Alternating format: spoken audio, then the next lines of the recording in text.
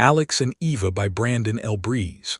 From the original collection, Love and Nightmares, available now on Amazon. Alex Pendleton parked his car, unclicked the seatbelt, and let out a long sigh.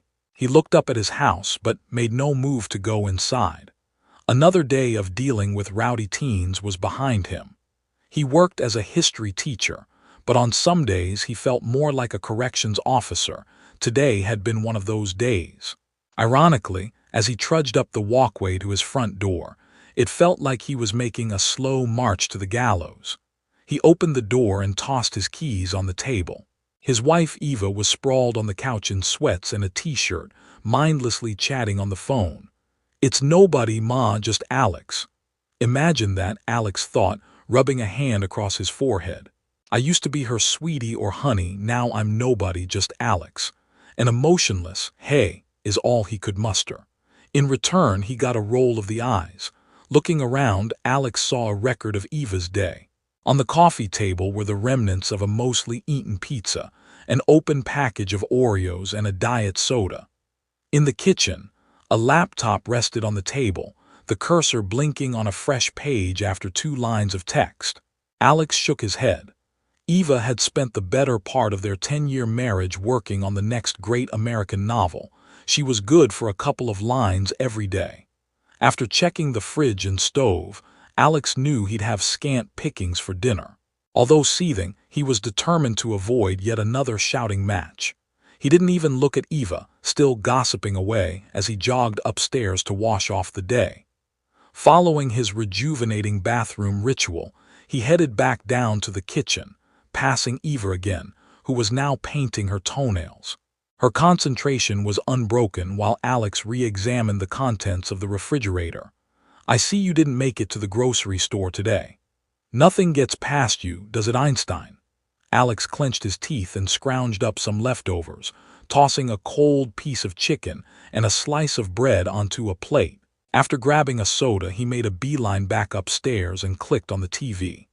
An old sci-fi movie, Civilization Unknown, was starting. As the dramatic score blared, Alex settled in, ready to indulge in one of his few forms of escape. The screen filled with a spaceship careening out of control toward a giant, red-orange planet. Moments before impact, Eva appeared in front of the screen, her once trim figure now showing the telltale signs of a woman living a heedless life. "I'm going out," she said with her eyebrows raised, as if daring Alex to contest her. He didn't, he simply nodded. "I suggest you do the dishes and take out the trash before I get back," Eva added before turning with a huff and exiting the room. Alex's mouth remained shut. He'd learned a long time ago that the best way to keep peace was to keep quiet. Once he heard the sound of Eva's car engine fade into the distance, he decided to rush the trash out to the curb before the movie got to the good part. Stepping outside, he looked up at the clear night sky. He smirked and momentarily envied the astronauts in the film. The notion of traveling far away from his humdrum life on Earth sparked his wanderlust.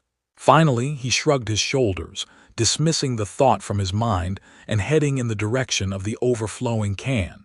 Alex swiveled his neck as he walked.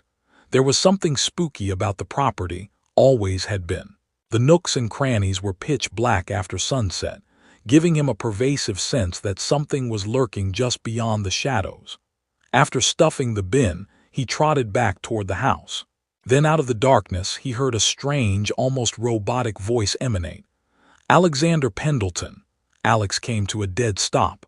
"Who's there?" he asked, chills running through every inch of his body. "You must come with us." Alex stood paralyzed from a mix of fear laced with curiosity.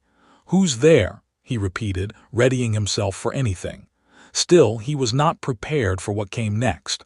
3 huge praying mantis-like beings materialized before him. Their thin, jointed arms bent, and their hands clasped together. Alex rubbed his eyes, trying to get a better look to make sense of what he saw.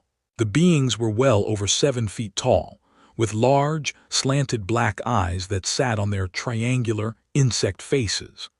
That horrifying sight was the last thing Alex saw before he awoke in a panic. His eyes popped open, his heart pounded, and his body trembled as if he was hyperventilating. Gradually, he began to calm down and his thoughts became more ordered. He remembered the encounter with the beings. Was it just a bad dream? Then he realized he was in a strange bed. Scanning the room, he saw nothing of his own. He leapt to his feet and ran around like a caged animal looking for an escape. He entered room after room without seeing an exit.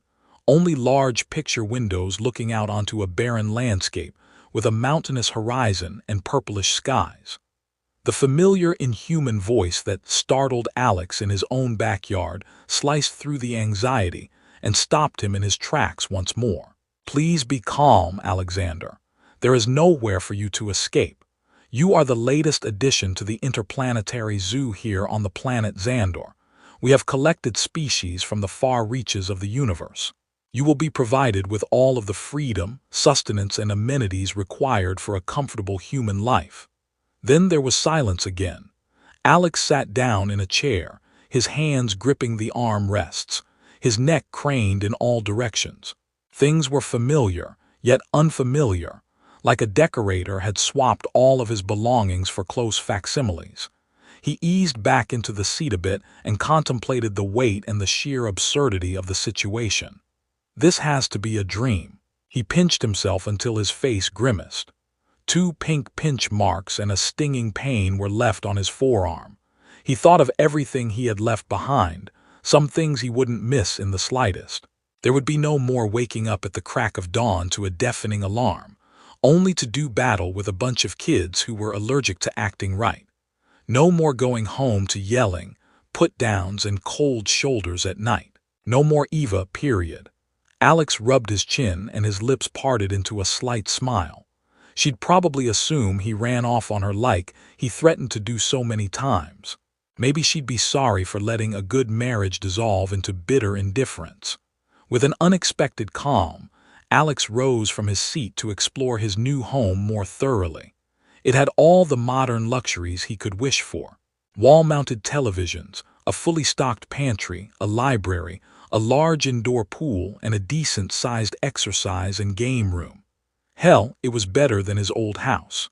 Stepping through a sliding door out onto a balcony, he breathed in the crisp air of the strange planet and gazed into the twilight.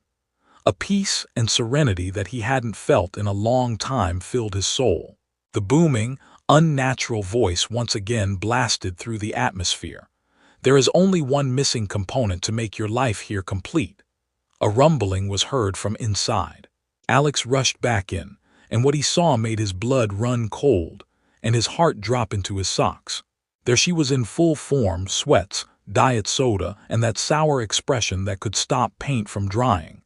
Alex raked a hand over his dejected face, his voice barely escaping his lips. "Eva."